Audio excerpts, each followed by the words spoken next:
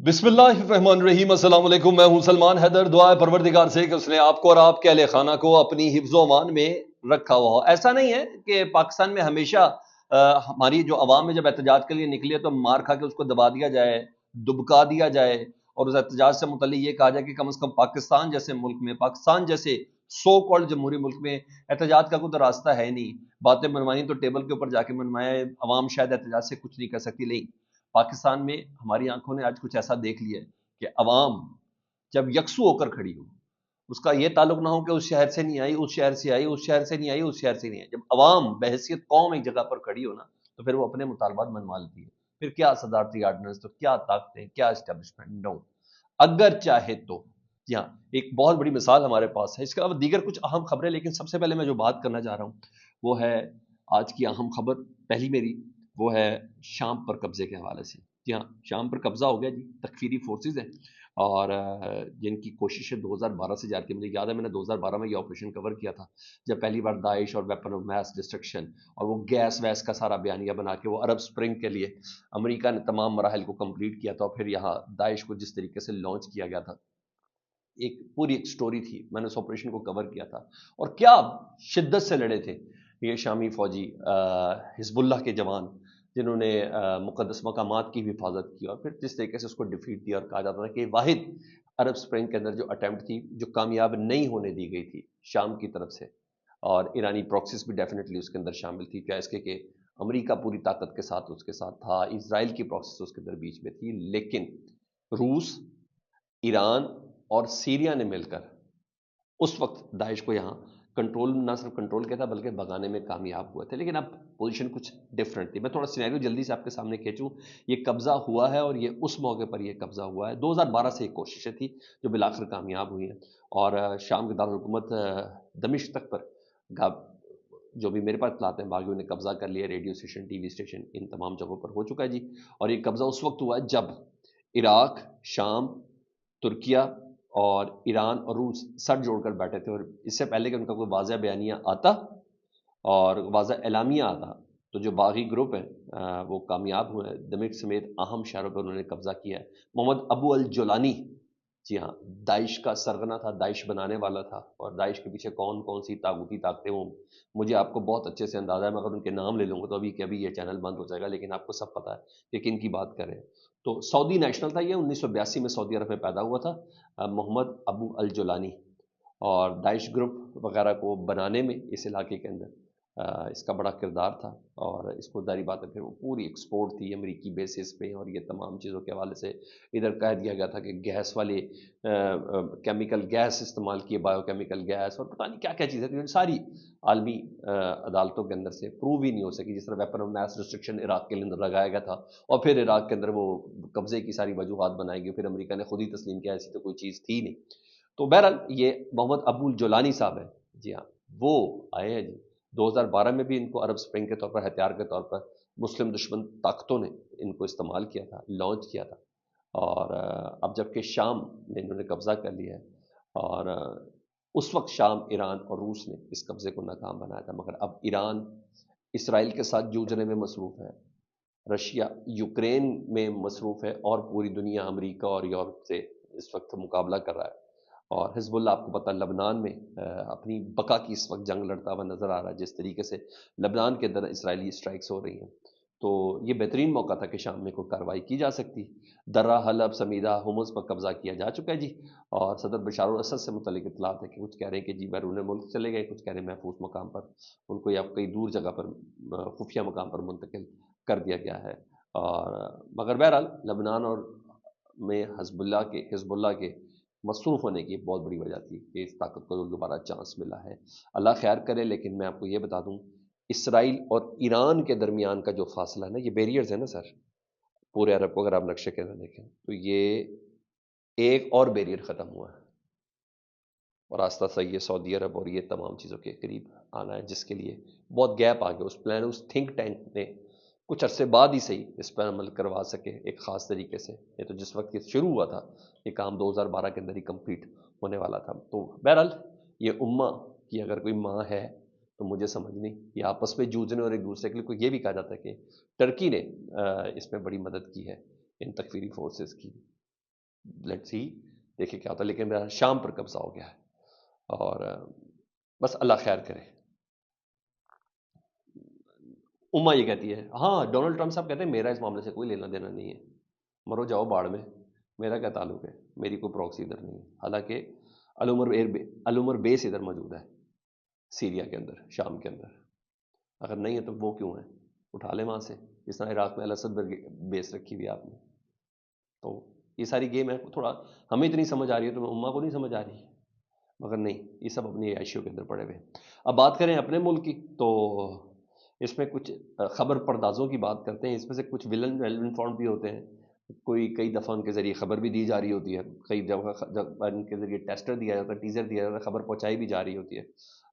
بعض دفعہ خطرے سے آگاہی بھی انہی لوگوں، 3-4 لوگ ہیں پاکستان میں جو فنگر ٹپس کے اوپر ہیں، اور وہ ہوتے ہیں، انہی میں سے کچھ لوگوں نے خبریں دی ہیں اور ٹیزر دیے ہیں تاکہ ذرا چیک کر لیں۔ وہ جو پچھلے دنوں خبریں چل رہی تھی نا کہ کوئی قومی حکومت کی خبریں آ رہی ہیں، ایک ٹیسٹر وغیرہ دیا تھا بلاول صاحب کو، اسٹیبلشمنٹ کے نئے رومانس کے طور پر سامنے لانے کی کوشش کی جا رہی تھی کہ نیا پیار ہے اسٹیبلشمنٹ کا۔ تو کچھ مزید دعوے آئے ہیں، سہیل وڑائچ صاحب دعویٰ کرتے ہیں کہ ملک کے سب سے بڑے پراپرٹی جو ٹائکون ہے نا ملک ریاض صاحب، ان سے معاملات طے پا گئے۔ یہ شاید تب طے پائے ہیں جب 2 دن پہلے ملک ریاض صاحب نے پاکستان کا نام روشن کرتے ہوئے دبئی میں ایک بہت بڑی ہاؤسنگ اسکیم جو ہے وہ لانچ کی ہے۔ جی ہاں، دبئی کے شیخین کے ساتھ مل کے، اور اس کا پاکستان کے تمام میڈیا نے بہت اس کو ہائی لائٹ کیا۔ یہ اس موقع پر کیا جب پاکستان میں انویسٹمنٹ مانگی جا رہی ہے، اور ہمارا انویسٹر جو ہے، ہمارا بزنس کاروباری دنیا ہے، وہ چاہتی ہے ملک ریاض صاحب جیسے لوگ کہ ہم دنیا میں کریں، جو اس ملک کے اندر تو سانس لینا بھی مشکل ہوا، مطلب کہ بیانیہ، مطلب کی گواہیاں، مطلب کہ وعدہ ماف گواہ ہم سے بنوانا ہے، تو کیوں نہ ہم ادھر کریں۔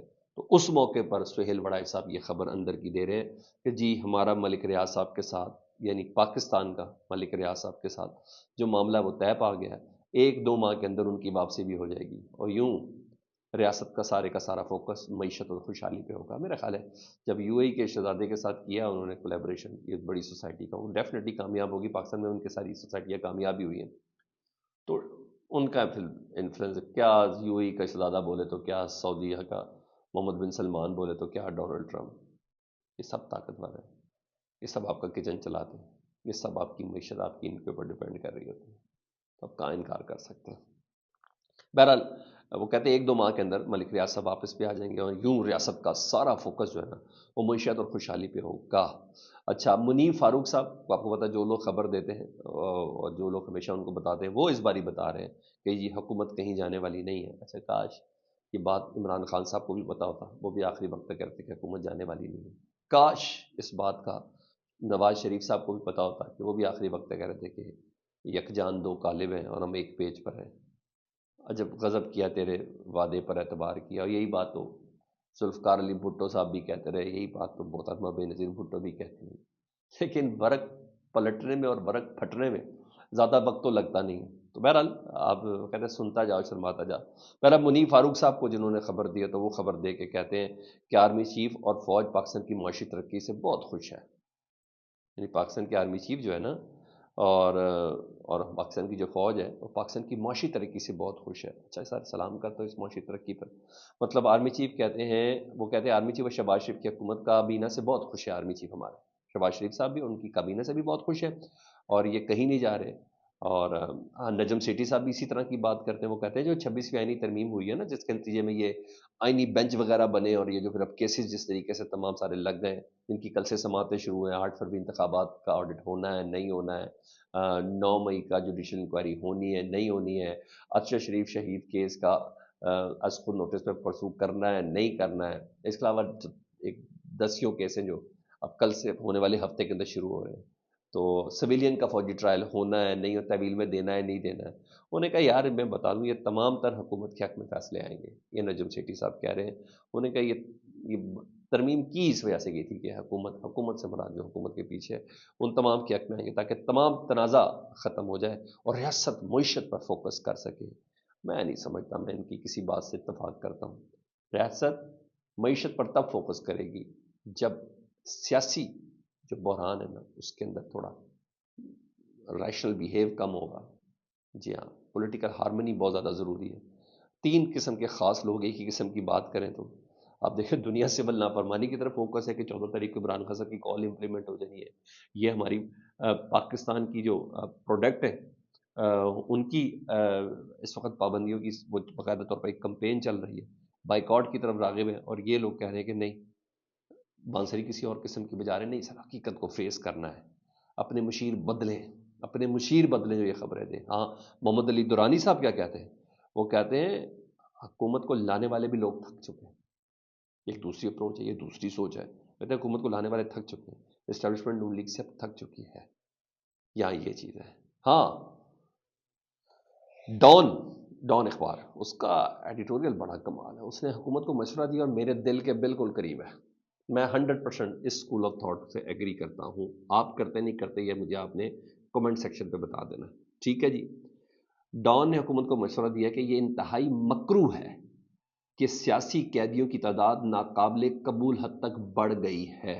پاکستان میں ناقابل قبول حد تک بڑھ گئی ہے سیاسی قیدیوں کی، اور یہ بڑی مکروہ بات ہے. انہوں نے کہ اس میں کوئی برائی نہیں کہ سیاسی قیدیوں کو وقفے وقفے سے اب رہا کیا جائے، اور 9 مئی اور 26 نومبر پر جوڈیشل کمیشن بنایا جائے. یہی عمران خان صاحب کا مطالبہ، پی ٹی آئی کا مطالبہ ہے کہ 9 مئی اور 26 نومبر پر جوڈیشل کمیشن بنایا جائے تاکہ آئندہ کوئی بھی اقدام بیانیے کی وجہ سے، بیانیہ جیتتا، پی ٹی آئی کا بیانیہ بہت اچھا بنا دیا. انہوں نے کہا نہیں، ایک بار یہ جوڈیشل کمیشن بنا دیا جائے تاکہ آئندہ کوئی بھی اقدام بیانیے کی بجائے مصدقہ حقائق کی بنیاد پر ہو، یعنی بات کریں جی. انہوں نے کہا اپنی طاقت کے استعمال کے بعد جو آپ لوگوں نے 26 نومبر کو کر دیا، جو آپ نے اس سے پہلے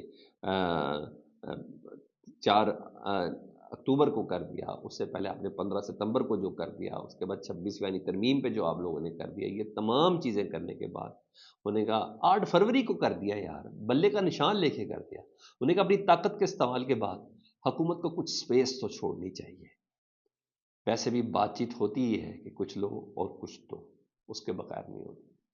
اور کیا لینا یار مشورہ، یہ پڑھے لکھے لوگوں کا مشورہ ہے، اس میں عمل کرنے کی ضرورت ہے. ہاں، میں نے اگر ایک بات نہ کروں تو وہ ڈیفینیٹلی زیادتی ہوگی.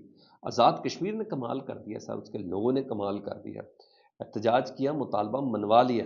کئی دنوں سے یہ لوگ سڑکوں پہ تھے، ابھی اب اس مقام پر پہنچے نہیں تھے سر جی.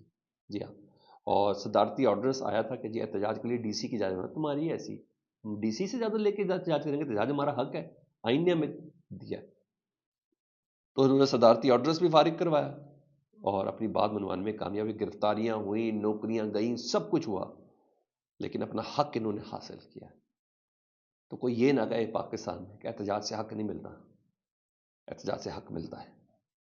اس کے بعد ٹیبل پر بات ہوئی، ایک ہی مطالبہ، آرڈیننس واپس لو. واپس لیا تو تب جا کے وہاں پیپلز پارٹی وغیرہ اب سارے اس دودھ کی نہر کے اندر ہاتھ دھونا شروع ہو گئے، اور شہر سے چاٹنا شروع ہو گئے. دیکھیں ہم نہیں، انہوں نے کیا تھا، نون لیگ اور پیپلز پارٹی کی حکومت تھی جس نے آرڈیننس جاری کر کے کہا تھا کہ آزاد کشمیر کی حکومت ڈی سی سے پوچھے بغیر آزاد کشمیر کی عوام احتجاج نہیں کر سکتی. بہر حکومت نے گھٹنے ٹیکے، عوام اپنی بات منوانے میں کامیاب ہوئی ہے.